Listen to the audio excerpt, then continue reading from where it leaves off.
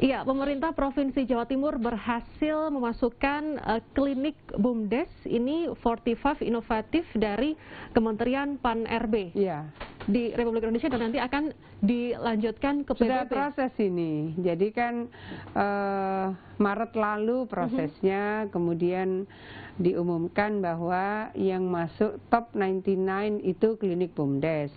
Setelah top 99 kita diminta presentasi kembali, masuk lagi dalam top 45. Kalau sudah masuk top 45 itu akan diteruskan ke PBB, mungkin bisa dijadikan referensi secara internasional, kira-kira seperti itu. Oke, target dari pemerintah Provinsi Jawa Timur untuk program BUMDes dan juga desa wisata yang saat ini sudah banyak yang melahirkan produk-produk terbaik begitu ya untuk desanya maupun dari UMKM-nya sendiri, seperti apa ini, Bu? Kita sebetulnya berharap secara kuantitatif dan kualitatif itu berseiring. Jadi kalau misalnya kan selalu ada ini desa maju mandiri, ini desa maju, ini desa baru tumbuh gitu. Di Jawa Timur ini tinggal satu desa tertinggal, itu ada di Kabupaten Probolinggo karena memang jauh sekali untuk bisa dijangkau. Sebetulnya kalau dihitung ada 3 desa tertinggal, 2-nya itu sudah tertimbun lumpur lapindo. Jadi sudah tidak ada, saya juga sudah minta di delete ke Kemendes karena secara administratif dan secara kewilayahan itu sudah tidak ada karena 2 desa ini sudah tertimbun lumpur lapindo. Jadi tinggal 1 di Probolinggo yang memang secara kewilayahan ini agak susah dijangkau. Itu yang desa tertinggal. Selebihnya sudah lewat sih, sudah selesai. Nah, itu kan harus ada kualifikasi untuk bisa mengintervensi dengan presisi yang bagus gitu. Oh, ini baru tumbuh, ini maju mandiri. Kalau maju mandiri ya dia udah running well, misalnya yang tadi saya sampaikan kayak Desa Setigi misalnya. Ada desa Pujon Kidul misalnya. Nah, kita selalu menghitung, oh dia bisa kontribusi sampai PAD berapa, kita bisa kontribusi PAD berapa. Jadi ini memang sudah semacam industri pariwisata. Nah, kita berharap ini akan menularkan pengalaman-pengalaman terbaiknya. Nah, kalau mengawali itu yang lain, nah inilah butuh klinik BUMDes. Bagaimana konsultasi itu bisa diberikan pendampingan managerial skill terutama, lalu pendampingan untuk mendapatkan akses permodalan. Rata-rata mereka memang membutuhkan itu.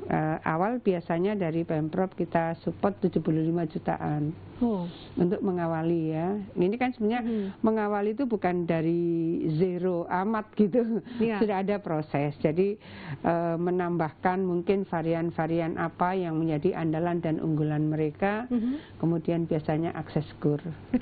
Bu, pengawasan dari BUMDes dan juga desa wisata jika ingin lebih maju lagi seperti apa, terutama di saat pandemi COVID-19. Nah, ini harus berseiring ya antara kesehatan dan juga pariwisata maupun perekonomian harus tetap tumbuh. Ya, pada dasarnya semua BUMDes yang saya tahu itu berbasis alam.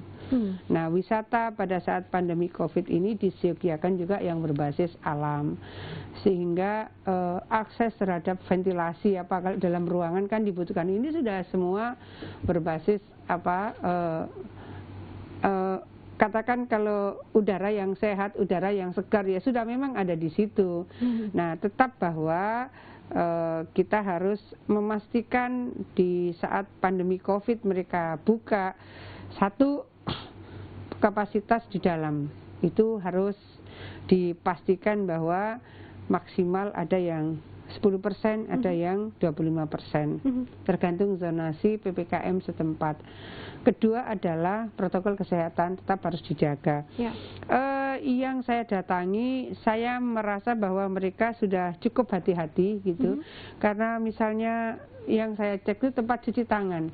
Kalau hanya karena saya datang kan hanya mungkin tempat masuk, tapi ini sudah memutari area itu memang mereka siapkan tempat cuci tangan. Nah, berikutnya adalah mengawal mereka dengan tim Satgas Covid di masing-masing desa wisata. Ya. Ada kecenderungan ini alam terbuka, buka masker gitu kan.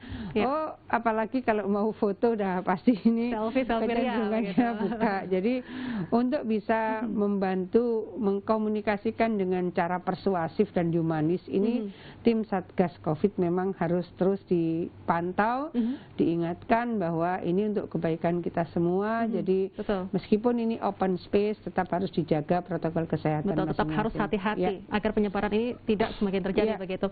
Baik, Bu Gubernur, berkaitan dengan harapan kedepannya seperti apa untuk BUMDes dan juga desa wisata ini agar tetap maju dan bisa mensejahterakan perekonomian di masyarakat Jawa Timur. Ya, jadi kalau membangun itu akan sangat baik membangun dari desa ke kota. Betul. Lah membangun dari desa dengan memberikan proses yang mencerdaskan, memandirikan dan kemudian mensejahterakan. Betul. Ini menurut saya adalah sesuatu karena di Jawa Timur ini kemiskinan itu masih banyak di pedesaan gitu.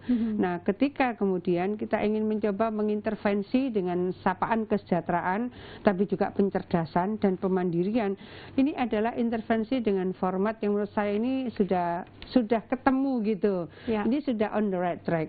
Bagaimana potensi-potensi alam yang memang memungkinkan untuk di-create sebagai sebuah industri wisata dan dikelola oleh BUMDes dan melibatkan RT, RW, artinya mereka mungkin mulai dari tukang parkirnya sudah mereka, kemudian warung-warung yang ada, kemudian kalau mereka punya souvenir itu juga produk mereka. Bukan berarti eksklusif, tetapi bahwa ini akan diinisiasi dan dikomandani oleh mereka sehingga nilai tambahnya juga bisa dirasakan oleh masyarakat di pedesaan. Jika masalah desa selesai, maka masyarakat di perkotaan, kabupaten dan juga Jawa Timur akan lebih sejahtera. Harapannya begitu. Harapannya seperti itu. Baik, terima kasih Ibu Gubernur, Ibu Khofifah Indar Parawansa telah hadir di studio Metro TV Jawa Timur membahas berkaitan dengan menjelajah desa wisata. Terima kasih sekali lagi. Pemirsa, saya Fatma Ai pamit undur diri. Terima kasih atas kebersamaan Anda. Sampai jumpa. Sehat selalu. Terima kasih.